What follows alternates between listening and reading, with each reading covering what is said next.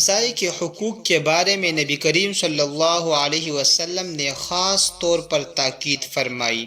آپ صلی اللہ علیہ وسلم نے فرمایا کہ مجھے جبرائیل بار بار پڑوسی کے ساتھ حسن سلوک کی تاکید کرتے رہے، یہاں تک کہ مجھے خیال پیدا ہونے لگا کہ شاید اللہ تعالی ہمسایہ کو وراثت میں شریک کر دے۔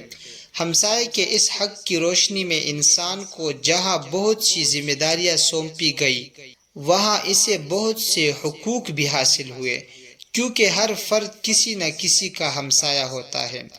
ماں باپ کی حیثیت سے انسان کو حضرت محمد صلی اللہ علیہ وسلم کے ارشادات کی روشنی میں بہت سے حقوق حاصل ہوئے۔ آپ صلی اللہ علیہ وسلم نے بیماروں کی عیادت کی تاکید فرمائی، اس طرح بیمار کو یہ حق ملا کہ اس کی دیکھ بھال اور خدمت کی جائے۔ نبی کریم صلی اللہ علیہ وسلم نے اپنے عمل سے عورتوں کے احترام کا حق دیا، مزدور کو حق دیا کہ اسے اس کی مزدوری فوری طور پر ادا کی جانی چاہیے۔ آپ صلی اللہ علیہ وسلم کے مرفوضات سے یتیم کو یہ حق حاصل ہوا کہ اس سے حسن سلوک کیا جائے اور اس کی ضروریات پوری کی جائے۔ نبی علیہ السلام نے خود اپنے عمل سے جنگی قیدیوں کے ساتھ حسن سلوک کا مظاہرہ فرمایا۔ آپ صلی اللہ علیہ وسلم نے انسان کو اس کی جلوت خلوت کا حق دیا اور اس میں مداخلت سے منع فرمایا۔